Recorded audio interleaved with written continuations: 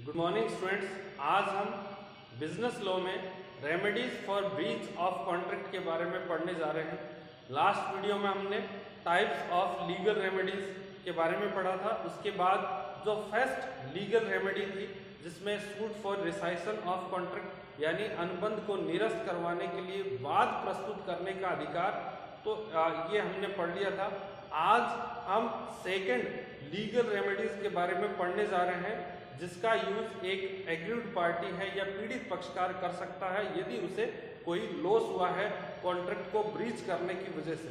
तो आज का जो लीगल रेमेडीज है वो है सूट फॉर डैमेजेस, यानी जब किसी कॉन्ट्रैक्ट में एक पार्टी अपने प्रॉमिस को पूरा नहीं करती है या अपने ऑब्लिगेशंस को पूरा नहीं करती है और इस वजह से जो दूसरे पक्षकार को, दूसरी पार्टी को जो लॉस होता है उसके लिए वह कंपनसेशन की मांग कर सकती है। तो यहाँ पर जो एक पार्टी के प्रॉमिस पूरा न करने की वजह से जो दूसरे पार्टी को जो लॉस हुआ उसे हम एग्रीड पार्टी कहते हैं। एग्रीड पार्टी को जो कंपनसेशन है वो कोर्ट के द्वारा दिलाया जाता है और यहाँ पर हम समझेंगे कि जो किस प्रकार की जो डैमेजेस हैं वो हो सकते हैं और उनमें कंपनसेशन की मांग की जा सकती है। तो यहाँ पर देखिए जो डैमेजेस हैं प्रॉमिस को पूरा न करने की वजह से या कॉन्ट्रैक्ट को ब्रीच करने की वजह से, तो उन डैमेजेस को हम पढ़ेंगे। टाइप्स ऑफ डैमेजेस, इनको हमने 6 पार्ट्स में डिवाइड कर रखा है और सबसे पहले जनरल डैमेजेस, उसके बाद स्पेशल डैमेजेस, फिर damages for loss of reputation या एग्जाम्पलरी या फिर इसको कहते हैं विंडक्टिव डैमेजेस, फिर लिक्विडेटेड डैमेजेस और पेनल्टी, उसके बाद नॉमिनल डैमेजेस और उसके बाद interest by way of damages. ये 6 प्रकार के जो डैमेजेस हैं यदि कोई पार्टी अपने प्रॉमिस को पूरा नहीं करती है और इसकी वजह से दूसरे पार्टी को लॉस होता है तो उसमें इस प्रकार के डैमेजेस को ध्यान में रखते हुए क्षतिपूर्ति या कंपनसेट किया जा सकता है। ठीक है ना। तो सबसे पहले हमें समझना है कि जनरल डैमेजेस क्या है। देखिए जनरल डैमेजेस का मतलब क्या है, मैं यहाँ पर आपको एक एग्जाम्पल के द्वारा समझाने जा रहा हूँ। ए और बी दो पार्टी हैं। ए ने बी को 5 कंप्यूटर 50,000 रुपए में 10 दिन बाद सेल करने का प्रॉमिस किया, परंतु 10 दिन के बाद जो ए है उसने बी को 5 कंप्यूटर 50,000 रुपए में सेल नहीं किए।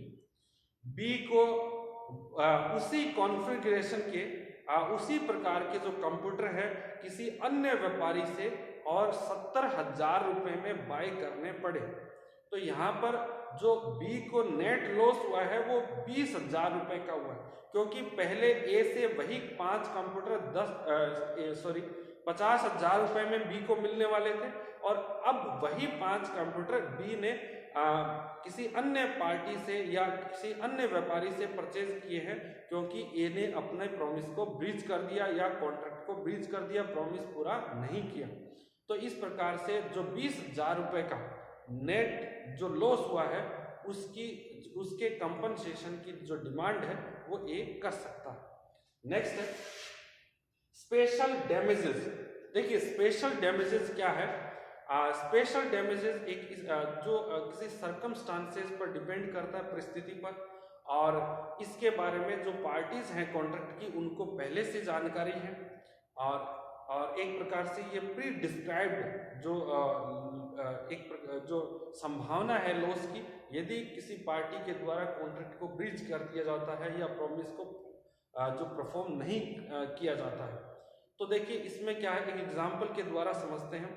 एक कंपनी है और वह कंपनी कोई कैटल जो एग्जीबिशन है, जो पशु प्रदर्शनी है, उसमें पार्टिसिपेट करना चाह रही है और इसके लिए उसने एक ट्रांसपोर्टर के साथ कॉन्ट्रैक्ट किया कि वह कंपनी के लिए जो चारा है वो उस प्रदर्शनी के अंदर भिजवाएगा।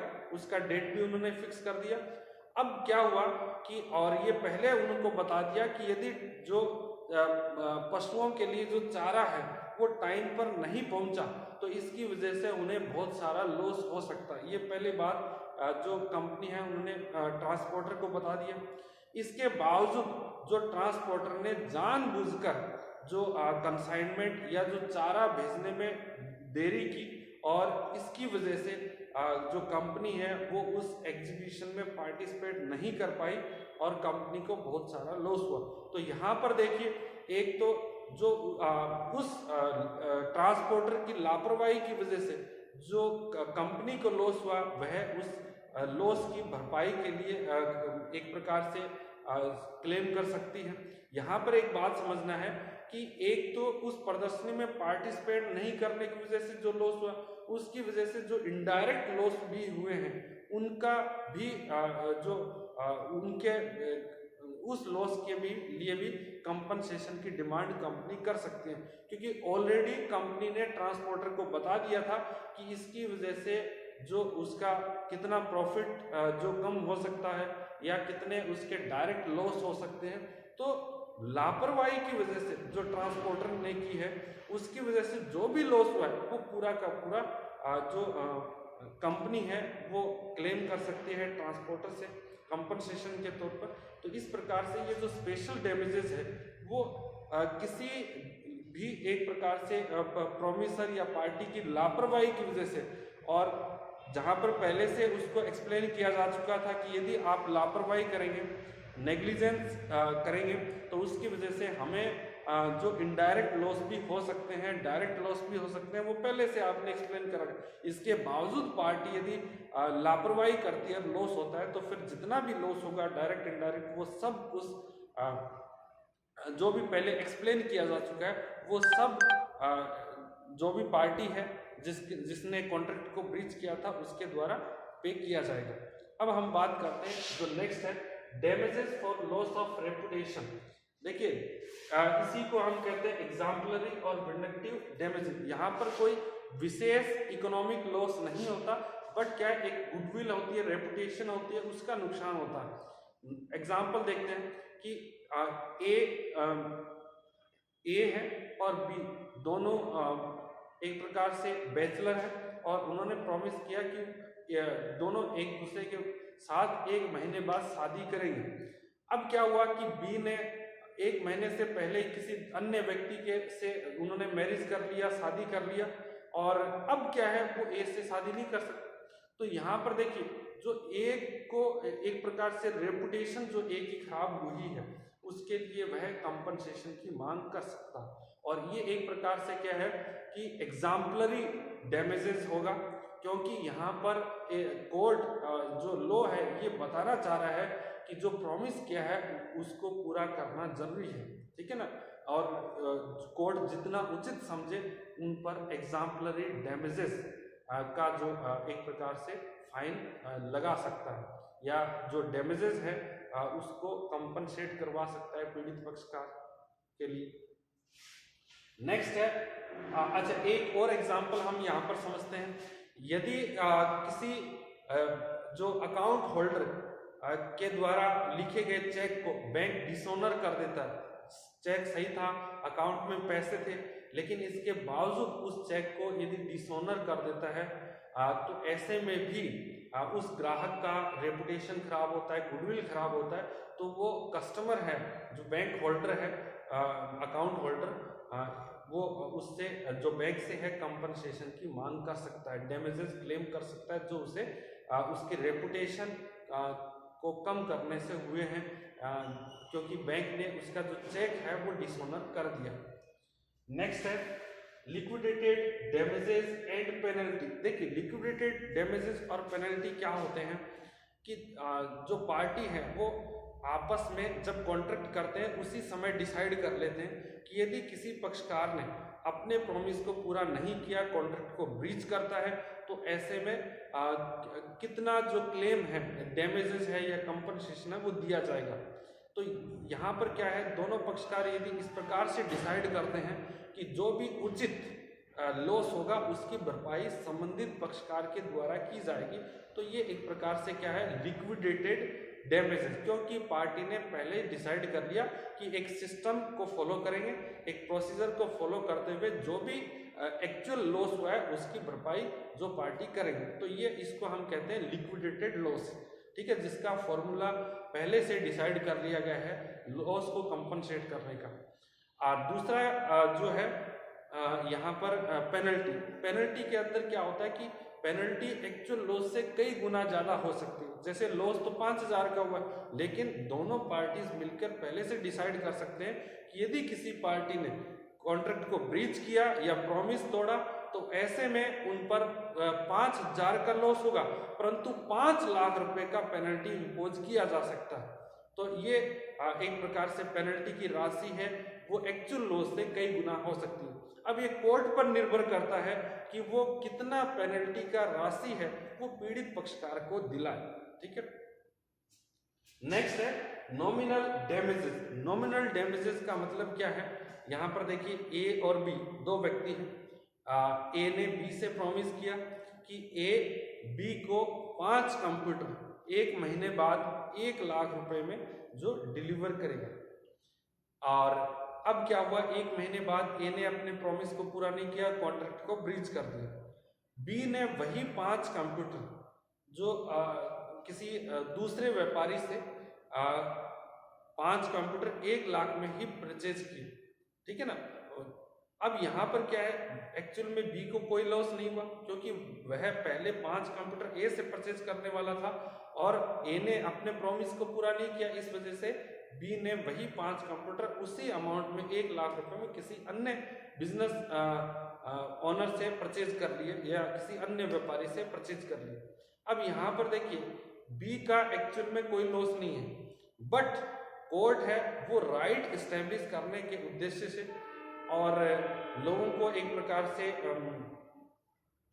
इस प्रकार फोर्स करने से उनको पनिश किया जाता है ताकि लोग अपने प्रॉमिस को नहीं तोड़े और उन पर कुछ जो डैमेजेस जो है इम्पोज कर सकता है और कंपनसेशन है वो पीड़ित पक्षकार को दिला सकता है। तो इसीलिए इसको कहते हैं नॉमिनल या नाम मात्र की क्षतिपूर्ति। ठीक है ना, वास्तविकता के अंदर बी को कोई लॉस नहीं हुआ, लेकिन कोर्ट चाहे तो प्रॉमिस ब्रीच तो जरूर किया है ए ने, ऐसे में ए से नाम मात्र की क्षतिपूर्ति है वो बी को दिलाई जा सकती है।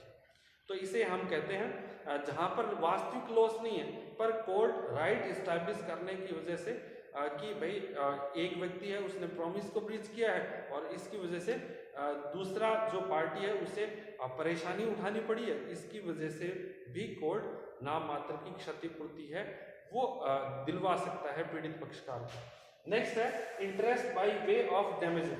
देखिए कुछ कॉन्ट्रैक्ट ऐसे होते हैं जिसमें किसी सर्टेन टाइम के बाद जो पैसा है, मनी है, उसका भुगतान किया जाना है। जैसे मैं यहाँ पर एग्जांपल लेता हूँ, ए और बी का एग्जांपल लेते हैं। ए और बी के मध्य एक कॉन्ट्रैक्ट हुआ। ए ने बी से कहा कि वह उसे 10,000 रुपये 1 वीक के बाद में उसको पे कर देगा। ठीक है, अब क्या होगा,